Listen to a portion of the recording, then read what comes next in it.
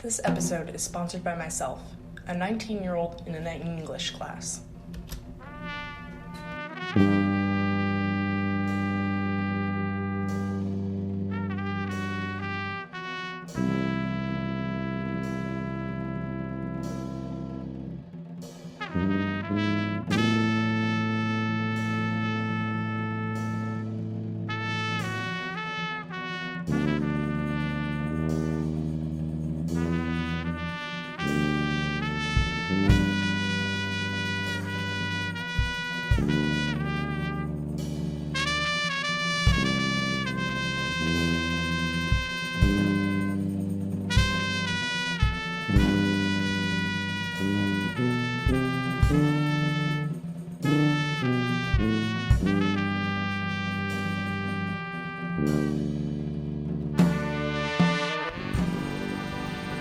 Improvisation. Whether it be in music or theater, it will always be considered an art. Today we will be focused on musical improvisation, composing on the spot, delivering music straight from your brain to an audience with zero filter. In the Western world, we think of jazz, whether it be slower, more lyrical melodies such as Autumn Leaves, or a more upbeat street performance in New Orleans. But music improvisation is used across a variety of cultures, such as raga music in India and West African kora music.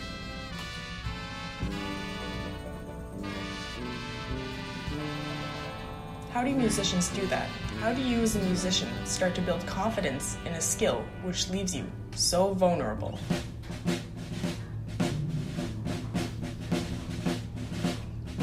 I have a theory that it all starts with rhythm.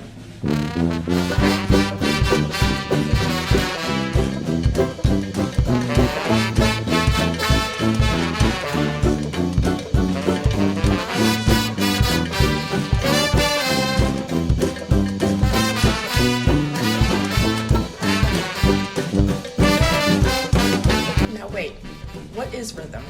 I enjoy the definition that rhythm is the systematic arrangement of musical sounds, meaningfully placed sounds with a purpose behind them. Rhythm gives composition structure. Measured horizontally, it keeps the music going. It is the driving force, or the engine in a sense. What makes this so important to improvisation? It doesn't include tone. Isn't the sound important? Well, yeah, but have you ever listened to a snare drum solo in a drum line? It is composed entirely of rhythmic patterns, with little difference in tone. How about a teacher trying to get attention of a class? Rhythm is all around us. It is what makes music groovy, makes us be able to dance, hop, or mosh if that is more your style. Arguably, it is the most important part of music, since it's the first thing built off the bare bones beat. I asked my friend Rafferty what he thought the most important part of improvisation is. Although he's not a professional musician, he had quite a bit of experience with playing jazz and improvising his own solos. He said, The most important part of improv is rhythm. Back in the day when I was playing a lot of jazz music, I went to a lot of sessions with jazz musicians, and basically the one thing they would tell us every time is you don't need to know a lot of notes, you just need to play the notes well.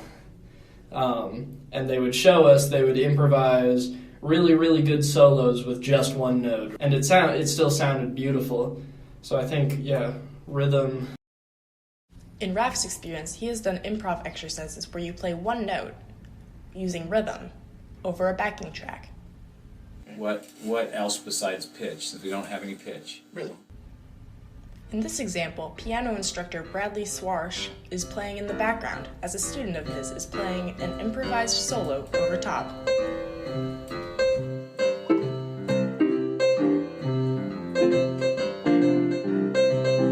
Nice.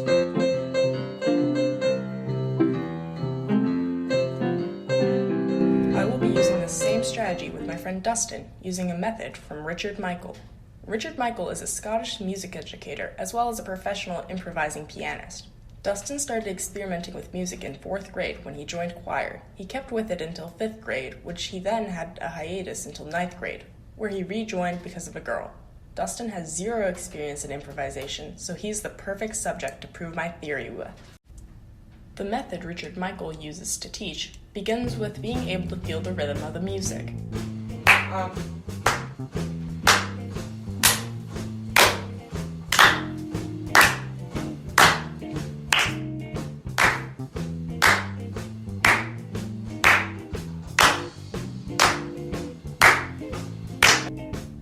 Next is implementing call and response rhythm games over the backing track, taking turns being the producer of the rhythm as well as the response.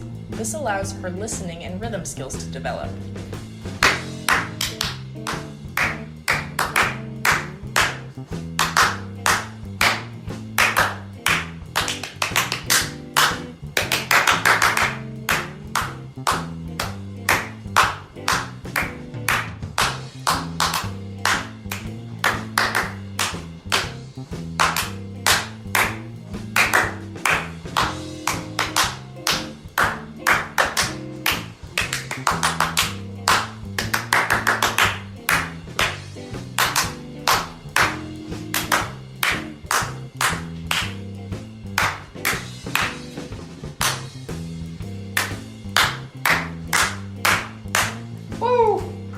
You just improv'd. I improv! That was crazy. That was really cool. Yeah, actually. Already, with only clapping, Dustin has completed a successful improvised combo jazz solo. Finally, it ends with one note played over and over, while a backing track is playing. What makes this interesting? Conceptually, it sounds as if it would be like reading a book which only has one word: boring. Implementing rhythm is what makes this soloing exercise engaging for both the player as well as the listener.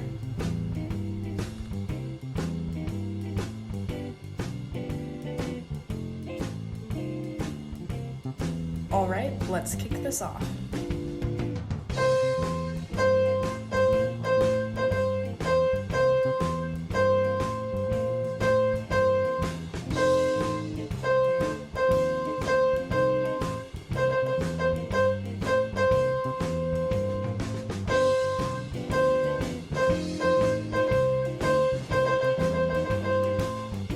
He did it. He improvised, all on one note, using only rhythm.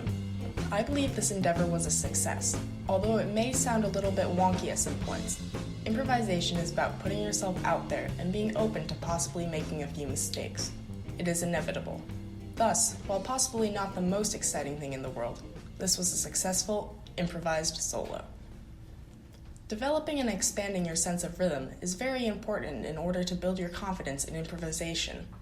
If you feel as though your solo is going down the drain, you can always strategically fix it by centering your focus to your rhythm. This concludes this episode.